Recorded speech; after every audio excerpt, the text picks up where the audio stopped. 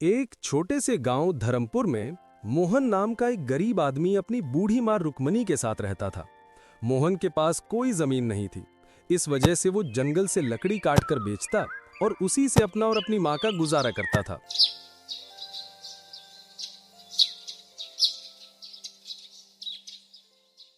बेटा मोहन, अब तू जल्दी निकल जा। देख, सूरज उग आया है और दिन चढ़ने लगा है।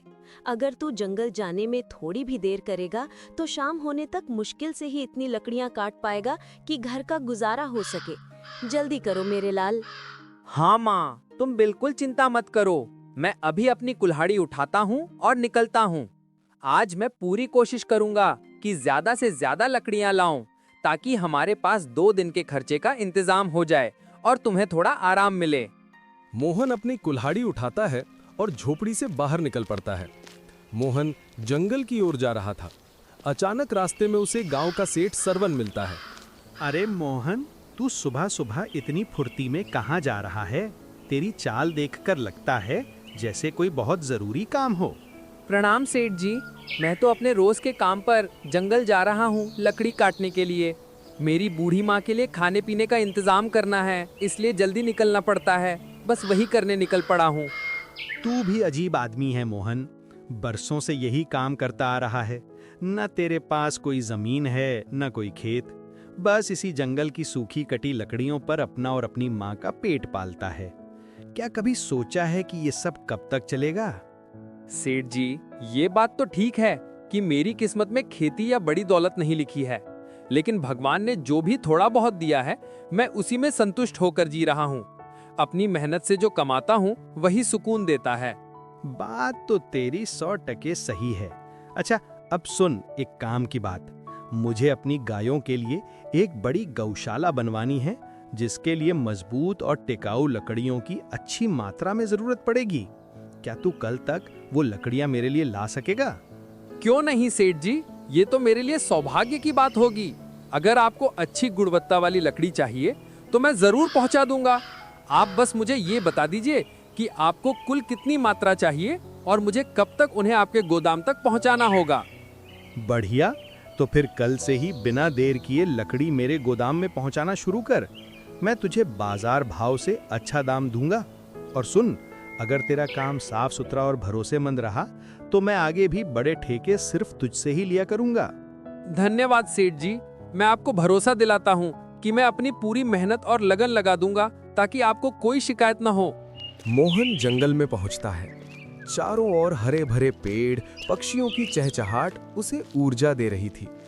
मोहन कुल्हाड़ी उठाकर लकड़ी काटना शुरू करता है। अगर ये काम सही से चल पड़ा और सेठ जी खुश हो गए तो मेरी माँ को आखिरकार थोड़ी राहत मिलेगी और शायद मैं अपनी टूटी फूटी झोपड़ी की मरम्मत भी कर सकूं। हे भगवान, बस तू मेरा साथ देना।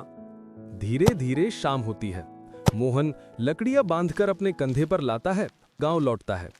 उसकी मां रुक्मणी दरवाजे पर बैठी इंतजार कर रही थी। आ गया मेरे लाल, तू आ गया। आज कितनी देर लगा दी आने में?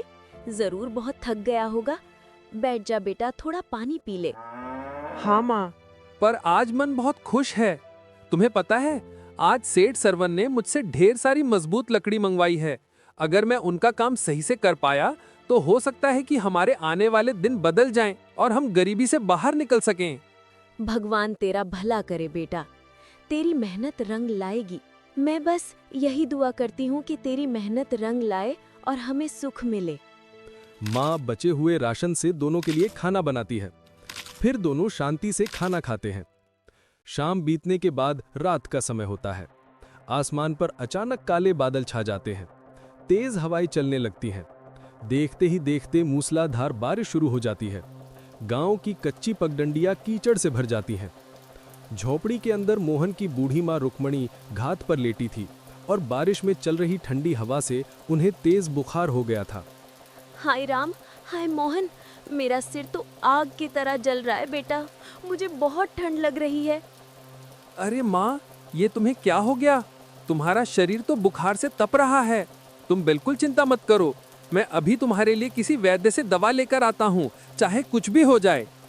इसके बाद मोहन तुरंत भीगते हुए बाहर निकल जाता है। तेज बारिश में मोहन की हालत भी भीगकर बदतर हो जाती है। वो सीधा सेठ सरवन की हवेली पर पहुंचता है और दरवाजा खटखटाता है। तभी दरवाजा खुलता है और सेठ अंदर से निकलता है। अरे मोहन, तू इस रात के वक्त और ऐसी मूसलाधार बारिश में यहाँ क्या कर रहा है? सब ठीक तो है? सेठ जी, मेरी माँ को अचानक बहुत तेज बुखार हो गया है। उनकी हालत बहुत खराब है। घर में अभी न तो कोई दवा बची है और न ही राशन का इंतजाम है। मुझे तुरंत पैसों की बहुत सख्त जरूरत है। अच्छा, तू साफ साफ बता तो मुझसे चाहता क्या है? सेठ जी, कृपा करके आप मुझे कुछ ज्यादा पैसे उधार दे दीजिए। मैं वादा करता हूँ कि जो काम की लकड़ियाँ मैं आपको दूंगा उसमें से कुछ पैसे कटवा दूंगा और बाकी जो बचेगा उसे मैं दिन रात मजदूरी करके लौटा दूंगा। ठीक है मोहन, मैं तुझे पैसे तो दे दूंगा क्योंकि मुझे तेरी मजबूरी दिख रही है, लेकिन इस पर तुझे मेरे हिसाब से ब्याज देना होगा।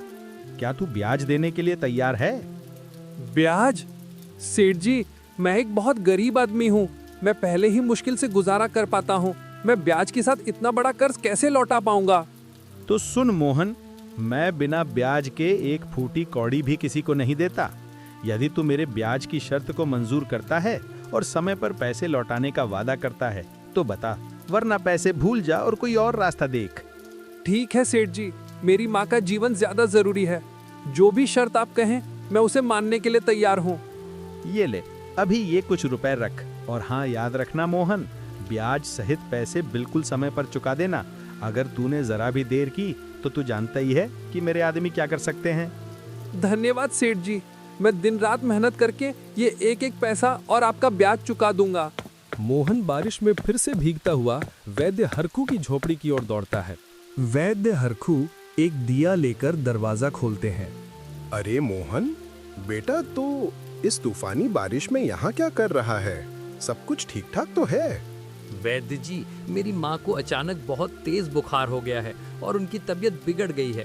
कृपा करके आप जल्दी से उन्हें आराम देने के लिए कुछ असरदार दवा दे दीजिए। ओह, ये तो बहुत बुरी खबर है। ठीक है बेटा, तू रुक, मैं अभी कुछ जरूरी जड़ी बूटियां तैयार करता हूँ। वैद्य हरखू जल्दी से एक छोटी थैली में दवा भरकर मोहन को देते हैं। ये एक बहुत अच्छी दवा है। इसे हर 3 घंटे में नियम से अपनी माँ को देना। इससे उन्हें जल्दी ही बहुत आराम मिलेगा और बुखार उतर जाएगा। धन्यवाद वैद्य जी। मोहन पैसे देकर तेजी से झोपड़ी की ओर लौटता है। माँ, आंखें खोलो, देखो मैं वैद्य जी से दवा ले आया हूँ। ये लो, इसे अभी खा लो ताकि तुम्हें आराम मिले। मोहन माँ को दवा खिलाता है और पानी पिलाता है। कुछ देर बाद माँ को थोड़ा पसीना छूटता है और उन्हें बेहतर महसूस होता है। अरे, अब मुझे थोड़ा आराम महसूस हो रहा है बेटा। तेरा लाया हुआ इलाज काम कर गया। भगवान का शुक्र है माँ, बस तुम जल्दी से पूरी तरह ठीक हो जाओ। अगली सुबह माँ कुछ बेहतर महसूस कर रही थी। मोहन थका हुआ पास बैठा था। मोहन बेटा, अब तो स्वस्थ हो गया है, लेकिन एक बात पूछूं? इतनी रात में तू दवा और इस सारे खर्च के लिए पैसे कहाँ से लाया? माँ, कल रात में सेठ सरवन के पास गया था। मैंने उनसे कुछ पैसे उधार लिए हैं, मगर माँ, उन्होंने पैसे ब्याज की सख्त शर्त पर दिए हैं। ओह बेटा, ये ब्याज वाला पैसा ये तो गरीब आदमी को और भी ज्यादा गरीब बना देता है। अब हमें बहुत सोच समझकर हर कदम उठाना होगा ताकि हम ये कर्ज चुका सकें। हाँ माँ, मुझे भी यही डर है, लेकिन उस समय मेरे पास तुम्हारी जान बचाने के लिए कोई दूसरा रास्ता नहीं बचा था। माँ कुछ देर सोचती है, फिर एक विचार देती है। मोहन, मेरे पास एक विचार है। क्यों न तू इन बचे हुए पैसों से कुछ खाने पीने का सामान ले आए और समोसे बनाकर बेचने लगे। देख, इस बारिश के मौसम में गीली लकड़ी को सुखाना और बेचना बहुत मुश्किल होगा, लेकिन गर्मा गर्म मसालेदार समोसे तो लोग खुशी खुशी खरीदेंगे। अरे माँ, ये तो सचमुच बहुत अच्छा सुझाव है। मेरा ध्यान इस ओर गया ही नहीं। अगर हमारा ये नया काम चल पड़ा तो हम धीरे धीरे सेठ सरवन का कर्ज भी चुका देंगे और फिर आजाद हो जाएंगे। हाँ बेटा, बस तू अपनी मेहनत और ईमानदारी को मत छोड़ना। अगर तू सच्चे दिल से काम करेगा तो भगवान तेरा साथ जरूर देंगे। इसके बाद मोहन कुछ पैसे लेकर गांव के किराना दुकान पर पहुंचता है। राम राम लाला कालू जी, मुझे समोसे बनाने के लिए अच्छी गुणवत्ता वाला बेसन, तेल हरी मिर्च, धनिया और जरूरी मसाले चाहिए। कृपया मुझे ये सारा सामान तौल कर दे दीजिए। अरे मोहन, तू जो जंगल में लकड़ी काटता था अब समोसे बनाएगा? वाह रे किस्मत, लगता है भगवान ने तेरे लिए भी कोई नया रास्ता खोल दिया। हाँ लाला जी, वक्त के अनुसार हर इंसान को अपना रास्ता बदलना ही पड़ता है। मैं पूरी मेहनत करूंगा और मुझे यकीन है कि सब ठीक होगा। दुकानदार सामान तौलकर थैली में रख देता है। मोहन पैसे चुका देता है और घर की ओर लौट पड़ता है। उसकी माँ पहले से ही काम शुरू करने के लिए तैयार बैठी थी। माँ, मैं सारा सामान ले आया हूँ। अब बताओ, हमें काम कब शुरू करना है? हाँ बेटा, अब और देर नहीं करते। आज हम दोनों मिलकर जी तोड़ मेहनत करेंगे। तू देखना, ये काम बहुत अच्छा होगा। दोनों मिलकर समोसे बनाते हैं।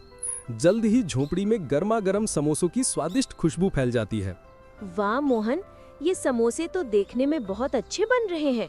अब इन्हें बेचने के लिए बाजार ले जा और याद रखना, हमेशा ईमानदारी से काम करना। हाँ माँ, आज से हमारी जिंदगी की एक नई और अच्छी शुरुआत होगी। मोहन समोसे एक टोकरी में रखता है और सिर पर उठाकर बाजार की ओर निकल पड़ता है। बाजार में लोगों की काफी भीड़ थी। मोहन सड़क के किनारे एक साफ जगह पर टोकरी रखता है और ऊंची आवाज में समोसे बेचना शुरू करता है। गर्मा गर्म समोसे ले लो, ताजे और स्वादिष्ट घर के बने समोसे। कुछ लोग उसके आसपास रुककर देखते हैं पर समोसे नहीं खरीदते। पास ही एक और ठेला लगा था जहां पहले से समोसे बिक रहे थे। उस ठेले का मालिक था कालन, जो वर्षों से बाजार में समोसे बेचता आ रहा था। अरे, ये क्या हो रहा है? ये मोहन, एक मामूली लकड़हारा, अब समोसे बेचेगा, और वो भी सीधे मेरे सामने। इसकी इतनी हिम्मत हो गई। कालन गुस्से से मोहन की ओर घूरता है। ठीक है, अब मैं देखता हूँ कि ये कैसे समोसे बेचता है और कैसे यहाँ टिक पाता है। इसे सबक सिखाना ही पड़ेगा ताकि दोबारा मेरे रास्ते में ना आए। मोहन ग्राहकों को बुलाने में व्यस्त था। उसे कालन की ईर्ष्या और चालाकी का जरा भी अंदाजा नहीं था। गर्मा गर्म समोसे, ताजे और स्वादिष्ट समोसे, आइए भाई ले लो। तभी दो आदमी उसके पास आते हैं। अरे मोहन, क्या हाल है? मुझे याद है, तू तो जंगल से लकड़ियां काट कर लाता था। अब तूने ये समोसे बेचने का काम कब से शुरू कर दिया? हाँ भाई, सही कहा। घर परिवार चलाने और पेट पालने के लिए नई मेहनत करनी पड़ती है। मैंने भी सोचा कि एक नया काम शुरू करूं। चल ठीक है, जरा हमको भी 2 समोसे खिला, देखें तो सही कि तेरे समोसे का स्वाद कैसा है। मोहन खुशी से तुरंत 2 गर्मा गर्म समोसे निकालकर उन्हें देता है। लीजिए भाई, ये बिल्कुल ताजे और गर्मा गर्म समोसे हैं। मुझे उम्मीद है कि आपको जरूर पसंद आएंगे। दोनों आदमी एक एक निवाला खाते हैं। अचानक वे अपना चेहरा बिगाड़ लेते हैं और समोसे जमीन पर फेंक देते हैं। अरे, ये तुमने क्या बनाया है? ये तो खाने लायक ही नहीं है। इसमें तो बिल्कुल भी स्वाद नहीं है। न नमक का ठीक से पता चल रहा है, न मसालों का जायका आ रहा है। मोहन, तुझे किसने समोसे बनाना सिखाया? ये तो एकदम बकवास है। ऐसे बेस्वाद समोसे बेचकर कोई ग्राहक तेरे पास कभी नहीं आएगा। यह देखकर लोग हंसने लगते हैं। मोहन का चेहरा शर्म और निराशा से उतर जाता है। उसकी आंखों में आंसू भर आते हैं। हे भगवान, मैंने इतनी उम्मीद और मेहनत से काम शुरू किया था। क्या सच में मेरे समोसे इतने बेस्वाद हैं? क्या मैं समोसे बेचने के लायक ही नहीं हूँ? पास खड़ा कालन ये दृश्य देखकर मन ही मन जोर से मुस्कुराता है। हाँ हाँ, ऐसे ही होता है। जब कोई मेरे सामने टिकने की कोशिश करता है तो उसका यही हाल होता है। अब देखता हूँ ये मोहन यहाँ कितने दिन टिकता है। अरे भाइयों और बहनों, आप उन बेस्वाद समोसों के चक्कर में क्यों पड़े हो? आओ मेरे पास आओ। यहाँ तुम्हें गर्मा गर्म, चटपटा और सबसे ज्यादा मजेदार समोसा मिलेगा। दोनों आदमी तुरंत कालन के ठेले की ओर बढ़ते हैं। आसपास खड़े अन्य ग्राहक भी कालन के पास जाने लगते हैं। हाँ भाई, कालन के समोसे तो हमेशा से ये बहुत लजीज होते हैं। चलो वहीं चलकर खाते हैं। धीरे धीरे सभी लोग कालन के ठेले पर जुट जाते हैं। मोहन अकेला उदास सड़क किनारे अपनी टोकरी लिए रह जाता है। लगता है आज एक भी समोसा नहीं बिकेगा। आज कोई भी मेरे समोसे नहीं खरीदेगा। मोहन निराश मन से अपनी टोकरी उठाता है और भीगी आंखों के साथ घर लौट आता है। झोपड़ी के दरवाजे पर उसकी माँ रुक्मणी उसका इंतजार कर रही होती है। क्या हुआ मेरे बेटा? तेरा चेहरा इतना उतरा हुआ क्यों है? क्या तेरे समोसे नहीं बिके? मोहन चुपचाप समोसे की टोकरी जमीन पर रख देता है। माँ, बाजार में सबने मेरे समोसों को बेस्वाद कह के जमीन पर फेंक दिया। किसी को मेरे समोसे पसंद नहीं आए और सारे पैसे भी इसमें लग गए। अब बताओ माँ, हम सेठ का इतना बड़ा कर्ज कैसे चुकाएंगे?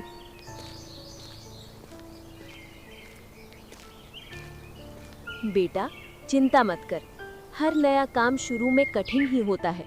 भगवान तेरे लिए कोई ना कोई रास्ता जरूर निकालेंगे। वे दोनों बात ही कर रहे थे, तभी बाहर से सेठ सरवन की कठोर आवाज आती है। दरवाजे पर सेठ सरवन अपने 2 मजबूत आदमियों के साथ खड़ा था। अरे मोहन, कहाँ है तू? बाहर निकल, आज मुझे हिसाब किताब करना है। माँ, ये तो सेठ है, लगता है वो पैसे वसूल करने के लिए आ गया है। हिम्मत रख बेटा, सच बोलना और विनम्र रहना।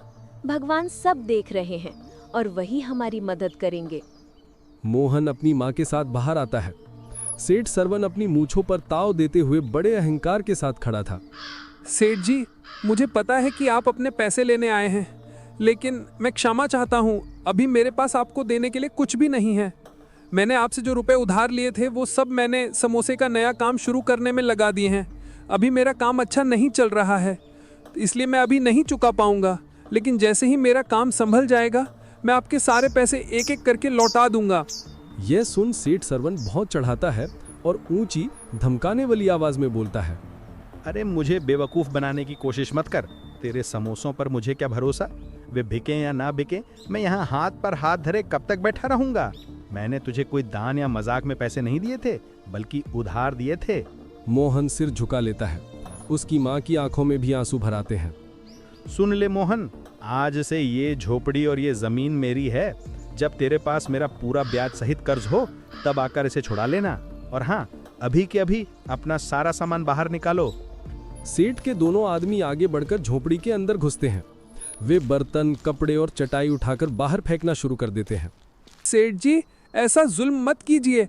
मेरी बूढ़ी माँ कहाँ जाएगी, हम कहाँ रहेंगे? बेटा सब्र रख, इस विपत्ति में भी धैर्य रख। भगवान ये सब देख रहे हैं और वही न्याय करेंगे। आसपास के कुछ गांव वाले ये दृश्य देखकर इकट्ठा होने लगते हैं, पर कोई भी सेठ के डर से आगे आकर उनकी मदद नहीं करता। मोहन और उसकी माँ अपना थोड़ा बहुत सामान उठाकर गांव से बाहर निकलते हैं। चलते चलते वे नदी किनारे पहुंचते हैं। नदी के किनारे पर हरी हरी घास और घने पेड़ पौधे थे। बेटा, अब हम इस खुले आसमान के नीचे कहाँ रहेंगे? माँ, जब तक भगवान हमारे साथ हैं, हम भूखे प्यासे नहीं मरेंगे। हम यहीं नदी किनारे छोटी छोटी लकड़ियों और पत्तों से एक छोटी सी झोपड़ी बना लेंगे। इसके बाद मोहन कुछ मजबूत लकड़ियां और पत्ते इकट्ठे करता है। माँ भी पूरी शक्ति लगाकर उसकी मदद करती है। धीरे धीरे दोनों एक छोटी सी कच्ची झोपड़ी बना लेते हैं। देख मोहन, अब कम से कम हमारे सिर पर छत तो है, चाहे ये कितनी भी छोटी और कच्ची क्यों ना हो। हाँ माँ, ये झोपड़ी ही हमारे लिए किसी महल से कम नहीं है, क्योंकि ये हमारी मेहनत से बनी है। कुछ समय बाद मोहन फिर से अपने बनाए समोसे टोकरी में रखकर बाजार जाता है। उसका चेहरा इस बार एक नई उम्मीद से भरा था। शायद आज कोई मेरे समोसे खरीद ले, शायद आज भगवान सब कुछ बदल दे। वो सड़क किनारे बैठ जाता है और ऊंची आवाज लगाता है, गर्मा गर्म समोसे, घर के बने समोसे, आइए भाई ले लो। उसी समय एक बूढ़ा और कमजोर आदमी भूरा बाबा लाठी टेकते हुए कालन के ठेले के पास पहुंचता है। उसका चेहरा भूख से मुरझाया हुआ था। बेटा, सुबह से मेरे पेट में एक दाना भी नहीं गया है। कृपया करके मुझे कुछ खाने को दे दो। अगर थोड़ी सी चीज मिल जाए तो पेट को सहारा हो जाएगा। कालन बूढ़े की ओर देखता है, फिर गुस्से में चिल्लाता है, अरे ओ बूढ़े, तुझे दिखाई नहीं दे रहा क्या? यहाँ कितनी भीड़ लगी है और मैं कितना व्यस्त हूँ। चल आगे बढ़ो, न जाने कहाँ कहाँ से ये लोग चले आते हैं। उसी समय मोहन दूर से यह दृश्य देख रहा था। उसकी आंखों में करुणा भर आती है। भूरा बाबा धीरे धीरे लाठी टेकते हुए मोहन के पास आता है। बेटा, मुझे बहुत तेज भूख लगी है। अगर तुम्हारे पास खाने के लिए कुछ हो तो थोड़ी मदद कर दो। मोहन बूढ़े को देखता है और दया से भर जाता है। ठीक है बाबा, वैसे भी मेरे समोसे कोई नहीं खा रहा है, आप ही कृपया करके ये खा लीजिए। मेरे पास पैसे नहीं हैं, पर मैं आपसे पैसे नहीं लूंगा। मोहन अपने हाथ से प्लेट में 2 गर्मा गर्म समोसे बूढ़े को देता है। जैसे ही बूढ़ा पहला निवाला लेता है, उनका चेहरा खुशी से चमक उठता है। वाह बेटा, तेरे समोसे तो बहुत ही स्वादिष्ट हैं। मैंने अपनी जिंदगी में ऐसा जायका पहले कभी नहीं चखा। सचमुच गजब का स्वाद है। बाबा, क्या आप सच कह रहे हैं? बाजार में तो सब कह रहे थे कि मेरे समोसे बिल्कुल बेस्वाद हैं। अरे बेटा, मैं बूढ़ा आदमी तुझसे क्यों झूठ बोलूंगा। अगर तुझे मेरी बात पर यकीन नहीं है तो तू खुद ही एक खाकर देख ले। मोहन थोड़ी हिचकिचाहट के साथ टोकरी से एक समोसा उठाता है। अरे, ये तो सच में बहुत मीठा और स्वादिष्ट है। ये सब कैसे हो गया? मोहन की आंखों में हैरानी के साथ अब खुशी भी झलकने लगती है। बूढ़ा आदमी मुस्कुराते हुए मोहन की ओर देखता है, फिर वो अपनी झोली में हाथ डालकर एक छोटी सी कपड़े की थैली निकालकर मोहन को देता है। बेटा, ये एक बहुत ही दुर्लभ जड़ी बूटी है जो पहाड़ों से लाई गई है। इसे जब भी तू अपने समोसे के मसाले में मिलाएगा, तेरे समोसों का स्वाद कई गुना बढ़ जाएगा और लोग दीवाने हो जाएंगे। लेकिन एक बात याद रखना, इस बोटी का इस्तेमाल सिर्फ भलाई और ईमानदारी के काम में ही करना है। बाबा, आप कौन हैं? आप एक गरीब पर इतना उपकार क्यों कर रहे हैं? बूढ़ा आदमी एक रहस्यमयी मुस्कान देता है और धीरे धीरे भीड़ में गायब हो जाता है। ये भूरा बाबा थे या खुद भगवान का कोई रूप मुझे रास्ता दिखाने आए थे? संध्या तक मोहन के कुछ और समोसे बिक जाते हैं। वह थका हुआ मगर इस बार दिल में थोड़ी खुशी और आशा लिए घर लौट आता है। माँ, आज तो भगवान ने सचमुच चमत्कार कर दिया। मेरी पहली कमाई हुई है। मेरे कुछ समोसे बिक गए और हाँ, एक भूरा बाबा ने मुझे एक जादुई जड़ी बूटी दी है। बेटा, हो सकता है वो बाबा सचमुच भगवान के भेजे हुए दूत हों। उनकी बात को कभी हल्के में मत लेना और उनकी दी हुई सीख को याद रखना। सुबह होते ही मोहन गांव की किराना दुकान पर पहुंचता है। लाला जी, ये लीजिए कुछ पैसे, और जो बाकी के पैसे बचे हैं उन्हें आप उधार खाते में लिख लीजिए। मुझे आज फिर से समोसे बनाने के लिए ज्यादा सामान चाहिए। ठीक है मोहन, मुझे पता है कि तू एक ईमानदार आदमी है। मैं तेरे लिए उधार लिख दूंगा। मोहन सामान लेकर घर लौटता है। घर पहुंचकर माँ और बेटा मिलकर समोसे बनाने लगते हैं।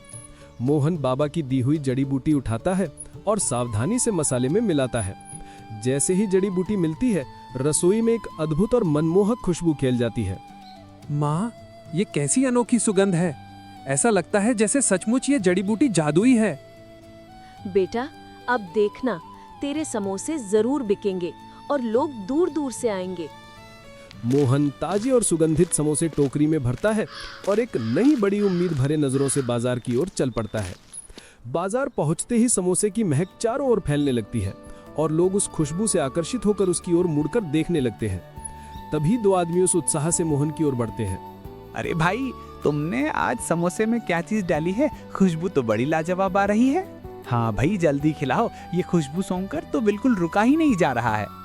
मोहन मुस्कुराते हुए उन्हें गर्मा गर्म समोसे परोसता है। दोनों आदमी समोसे लेते हैं। वाह भाई, कमाल कर दिया। तुम्हारे समोसों में तो बिल्कुल अलग और अनोखा स्वाद है। ऐसा स्वादिष्ट समोसा तो हमने पहले कभी नहीं खाया। सही कहा, ये समोसे तो जैसे मुंह में घुल रहे हैं। भाई, हमें कुछ समोसे और पैक कर दो।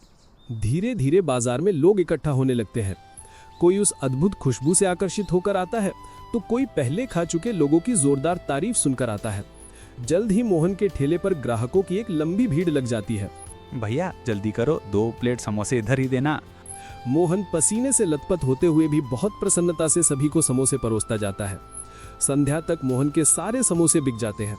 वो टोकरी उठाकर हल्की थकान के साथ मगर दिल में अपार खुशी और संतोष लिए घर की ओर लौट पड़ता है। माँ, आज तो सच में चमत्कार हो गया। मेरे सारे समोसे बिक गए और लोग बार बार तारीफ कर रहे थे। देखा बेटा, भगवान मेहनती, सच्चे और नेक दिल वाले इंसान का साथ कभी नहीं छोड़ते। अगली सुबह बाजार में सुबह सुबह मोहन टोकरी में ताजे समोसे लेकर बाजार पहुंचता है। समोसों में बाबा की दी हुई जड़ी बूटी मिलाता है। थोड़ी ही देर में समोसों की सुगंध चारों ओर फैल जाती है। अरे भाई, समझ से भला आ गया। चलो जल्दी जल्दी ले लें वरना खत्म हो जाएंगे। कुछ ही देर में मोहन की छोटी सी दुकान पर भारी भीड़ लग जाती है। उधर कालन अपने ठेले पर गुस्से से इस भीड़ को देख रहा था। उसके ठेले पर एक भी ग्राहक नहीं था। ये लकड़हारा मोहन इतनी जल्दी इतना बड़ा समोसे वाला कैसे बन गया? और ऊपर से सारे लोग इसके ठेले पर ऐसे टूट पड़ रहे हैं। मुझे तो एक एक ग्राहक को बुलाने के लिए आवाज लगानी पड़ रही है। आखिर इस सब के पीछे क्या राज है? मैं जानता हूँ इसमें ऐसा कोई हुनर नहीं है। वह गुस्से में मुट्ठियां भींच लेता है। इस प्रकार धीरे धीरे दिन बीतते हैं। मोहन का नाम अब पूरे गांव और आसपास के कस्बों में फैल जाता है। कुछ महीनों में मोहन अब सड़क किनारे से हटकर एक छोटी सी अपनी दुकान खोल लेता है। मोहन की दुकान पर ग्राहकों की लंबी कतार लगी थी। भैया 2 प्लेट समोसे देना और हाँ, चटनी थोड़ी ज्यादा डालना। मोहन सबको खुशी खुशी परोसता है। उसकी माँ रुक्मिणी दुकान के कोने में बैठकर गर्व और संतोष से अपने बेटे को देखती रहती है। कुछ दिनों बाद मोहन अपनी अच्छी कमाई का एक बड़ा हिस्सा लेकर सीधे सेठ सरवन के घर पहुंचता है। सेठ दरवाजे पर बैठा अपना हिसाब किताब लिख रहा था। सेठ जी, ये लीजिए आपके सारे पैसे। ये रही आपकी पूरी उधार रकम और उस पर बना पूरा ब्याज। अब कृपा करके मेरा घर मुझे वापस कर दीजिए और मुझे मेरे कर्ज से आजाद कर दीजिए। मोहन, मैं तुझसे बहुत शर्मिंदा हूँ। उस दिन मैंने अपने लालच में आकर तुझ पर बहुत ज्यादती की थी। तूने अपनी मेहनत, सच्चाई और ईमानदारी से अपनी किस्मत पूरी तरह बदल दी। मैं आज तुझसे सच्चे दिल से माफी मांगता हूँ। सेठ खाते से मोहन का नाम काटता है। जा, अब तेरा घर तेरा हुआ। भगवान तुझे और तरक्की दे और तू ऐसे ही खुश रहे। धन्यवाद सेठ जी। मोहन घर लौटता है। माँ रुक्मणी की आंखों में खुशी के आंसू भराते हैं। उधर कालन का ठेला खाली पड़ा था। मेरा तो अब पूरा काम ही ठप हो गया है। आखिर सब लोग उस मोहन के पास ही क्यों जा रहे हैं? जरूर कोई बहुत बड़ा राज है उसके समोसों में। मुझे ये राज जानना ही होगा। एक शाम मोहन दुकान बंद करने के बाद घर पर समोसे बनाने की तैयारी कर रहा था। वो अपने छोटे से डिब्बे से बाबा की दी हुई जड़ी बूटी निकालकर समोसे के मसाले में डालता है। उस समय खिड़की के पीछे छिपकर कालन यह सब देख रहा था। ओ, अब मुझे राज समझ में आया। यही है उस जड़ी बूटी का कमाल। बिना इसके तो उसके समोसे भी साधारण ही होंगे। अब मैं देखता हूँ मोहन कि तेरी दुकान कैसे चलती है। रात गहराने पर मोहन और उसकी माँ सो जाते हैं। तभी कालन दबे पांव मोहन के घर में घुसता है और वो डिब्बा ढूंढ निकालता है। मिल गया, यही है वो जादुई जड़ी बूटी। अब देखना, कल असली मजा आएगा। कल से लोग फिर से मेरे पास ही वापस आएंगे। वो डिब्बा अपने हाथ में कसकर पकड़कर चुपके से निकल जाता है। अगली सुबह मोहन दुकान की तैयारी में जुटा था। मोहन डिब्बा निकालने के लिए अलमारी में हाथ डालता है, लेकिन डिब्बा नहीं मिलता। मोहन पूरे घर के कोने कोने में ढूंढता है, लेकिन जड़ी बूटी का डिब्बा कहीं नहीं मिलता। उधर कालन अपनी ठेली के पास बैठा था। सामने वही चुराई हुई जड़ी बूटी का डिब्बा रखा था। अब देखना, जब ये समोसे तैयार होंगे तो इनकी खुशबू पूरे बाजार में फैल जाएगी और लोग फिर से मेरी ठेली पर टूट पड़ेंगे। मोहन का खेल अब खत्म। वह जल्दी जल्दी समोसे बनाकर ठेले पर सजा देता है। कुछ ही देर में बाजार में लोग आते हैं। एक ग्राहक कालन की ठेली पर खड़ा होकर समोसे सूंघता है। अरे, ये कैसी गंध है? ये तो बड़ी अजीब और कड़वी सी लग रही है। खुशबू तो बिल्कुल वैसी नहीं है जैसी मोहन के समोसों से आती थी। चलो फिर भी एक खाकर देखते हैं। वे समोसा लेते हैं और जैसे ही मुंह में डालते हैं तुरंत थूक देते हैं। अरे, ये तो बहुत कड़वा और बेस्वाद है। तुमने इसमें क्या मिला रखा है? भाई, ये समोसा तो सेहत बिगाड़ देगा। चलो यहाँ से जल्दी चलते हैं। कालन के माथे पर पसीना छलकने लगता है। वह खुद एक समोसा खाता है और तुरंत खांसने लगता है। अरे, ये तो सचमुच कड़वा है। उस मोहन के समोसे इतने मीठे और स्वादिष्ट कैसे हो गए थे? मैंने तो वही जड़ी बूटी मिलाई थी। वह चिढ़कर जड़ी बूटी का डिब्बा जमीन पर फेंक देता है। अचानक तेल की जलती हुई कढ़ाई गिर जाती है और आग भड़क उठती है। देखते ही देखते उसकी पूरी ठेली जलकर राख हो जाती है। अरे अरे, कोई बचाओ, मेरी ठेली जल गई। सन्नाटे में कालन राख हुए ठेले को देखता है। उसकी आंखों से आंसू बहने लगते हैं। अगली सुबह कालन सीधे मोहन की दुकान पर पहुंचता है। मोहन ग्राहकों को समोसे परोस रहा था। कालन हाथ जोड़कर उसके सामने खड़ा हो जाता है। मोहन भाई, मुझे माफ कर दो। मैंने कल रात तुम्हारी जड़ी बूटी चुराई थी। मैंने सोचा था कि मैं तुम्हारी सफलता को छीन लूंगा और खुद अमीर बन जाऊंगा, पर देखो, मेरा सब कुछ जलकर राख हो गया। कालन, लालच का रास्ता हमेशा बर्बादी की ओर ही ले जाता है। केवल मेहनत, सच्चाई और नेक नीयत ही इंसान को जीवन में आगे बढ़ाती है। मैं तुझे माफ करता हूँ, लेकिन एक बात हमेशा याद रखना, लालच मत करना। बस अपनी मेहनत और ईमानदारी से काम करना, तभी तुझे सच्चा सुख और सम्मान मिलेगा। हाँ मोहन, अब मैं केवल मेहनत से ही कमाऊंगा। ये मेरे जीवन की सबसे बड़ी सीख है।